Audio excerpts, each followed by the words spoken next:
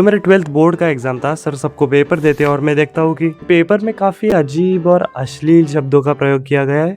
Fertiliser, menstrual cycle और sex के बारे में भी पूछ रहे हैं यार। तो मैं थोड़ा पैनिक करने लगा कि ये तो मेरे पास है, पर पेपर में क्या लिखूं इसके बारे में, काम क्या करता है ये, बस हिलता रहता है। फिर थोड़ी देर बाद मेरे दिमाग में आता है कि अरे बेंचो, मेरे पास तो चिट्स भी है। तो चिट्स निकाल कर मैं अपने पूरे स्पीड में अपना पेपर लिखने लग जाता हूँ। फिर सर मुझे देखते हैं और मुझसे मेरा पेपर छीन लेते हैं। मुझे बताओ, अगर तुम मेरी जगह होते तो तुम क्या करते? क्योंकि मैंने देखा है कि इस सिचुएशन में अलग अलग बच्चे अलग अलग हरकतें करते हैं। कुछ बच्चे तो बस खड़े हो जाएंगे और हल्की हल्की स्माइल देने लग जाएंगे, पर कुछ बच्चे होते हैं जो सर को ही कंफ्यूज कर देते हैं। सर मैं चीटिंग नहीं कर रहा था सर, ये मुझे खोल के दिखा रहा था सर। नहीं मतलब ये चीटिंग कर रहा था और मैं इसे अपना खोल के दिखा रहा था। नहीं, एक सेकंड सर, हम सब चीटिंग कर रहे थे और आप हमें खोल के दिखा रहे थे। बाप रे, जी हट भाईचो। पर कुछ बच्चे होते हैं जो अपनी गलती एक्सेप्ट करते हैं और रोना शुरू कर देते हैं। अगर तुम लड़की हो या लड़की के जैसे हो तो ये शायद तुम्हारे लिए काम कर सकता है, क्योंकि अगर तुम गलती से भी लड़के हो और रोने लग जाओ तो भूल जाओ भाई, क्योंकि रोते हुए लड़के काफी गांडू हरकतें करते हैं यार। सर पेपर मत लीजिए सर। अरे बेटा क्या कर रहे हो? सर मेरी माँ सर, उनके हाथों में छाले आ गए सर, मेरे बाप को मार मार कर। और मेरा बाप सर, अब उनको क्या हुआ? मेरी माँ ने उनको मारा ना सर। रो मत बेटा रो मत, मैं तुम्हारा दर्द समझ सकता हूँ, मैं भी अपने बाप को मारता था। तो शुरू से शुरू करते हैं। मेरे 12th बोर्ड का बायोलॉजी का एग्जाम था और मैं बता दूं कि मेरा और बायोलॉजी का कुछ वन साइडेड लवर की तरह नाता है। मैं इससे भाव ही नहीं देती, और भाव दूं भी क्यों, काफी अजीब सब्जेक्ट नहीं है ये।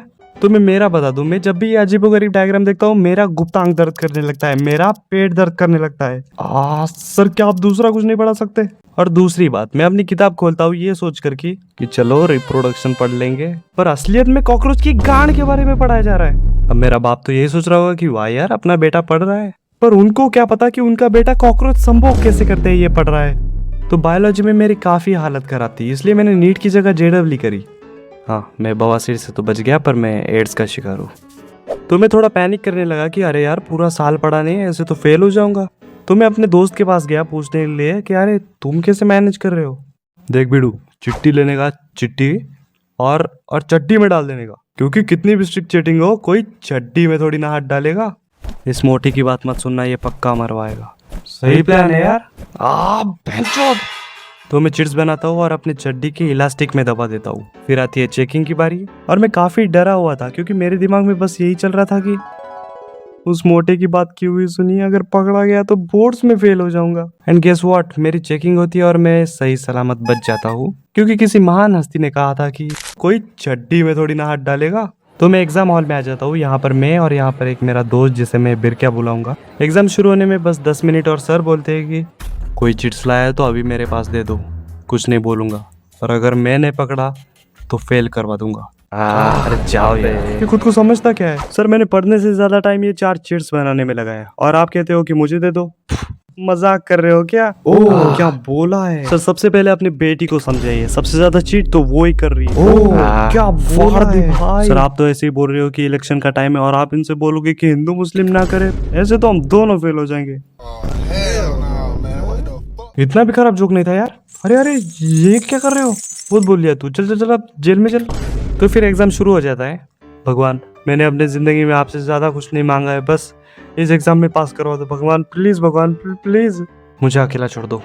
तो मैं एग्जाम हॉल के बीच में था, तो मैं अपनी चिट्स नहीं निकाल पा रहा था। तो मैं और बिरकिया एक दूसरे को पूछ पाछ कर कुछ लिखने लग जाते हैं, पर सर हमें देख लेते और हमें पीछे भेज देते हैं। तो पूरा एग्जाम हॉल भरा हुआ नहीं था, आधे में बच्चे थे और आधा एग्जाम हॉल खाली था। सर ने मुझे यहाँ बिठाया और बिरकिया को यहाँ। मेरी फट गई कि मैं अकेला कैसे मैनेज करूंगा अब। फिर मेरे दिमाग में आता है कि अरे बेंचोद, मेरे पास तो चिट्स है, मैं पीछे अकेला बैठा हूँ, सर भी मेरे पास नहीं आने वाले, बेस्ट चांस। तो मैं चीट निकालता हूँ, आंसर लिखता हूँ और उसे फेंक देता हूँ, क्योंकि यूज करी हुई चीज कौन ही अपने पास रखता है, सब फेंक ही तो देते हैं ना, क्यों बिरकिया? तो आधा घंटा हुआ था, मैंने 3 या 4 क्वेश्चन के आंसर लिखे थे।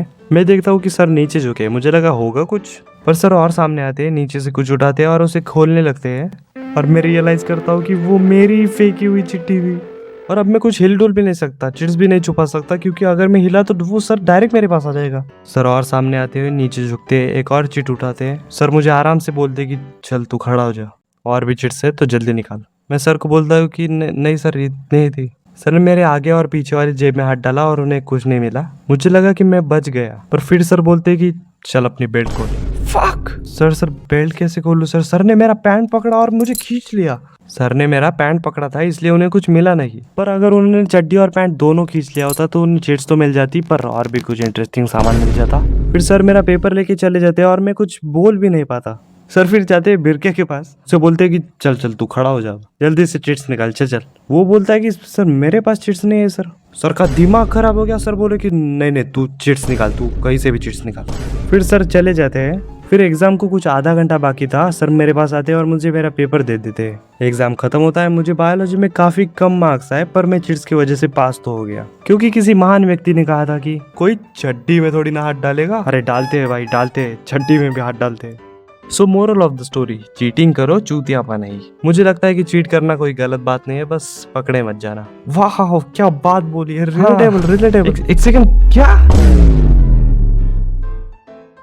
अगर तुम वीडियो की किसी पार्ट पे हंसे हो तो तुम लाइक कर सकते हो, मुझे पता चल जाएगा। वीडियो का कौन सा पार्ट तुम्हें अच्छा लगा हो तुम कमेंट्स में बता सकते हो, मेरी मदद हो जाएगी। Thank you so much, bye bye.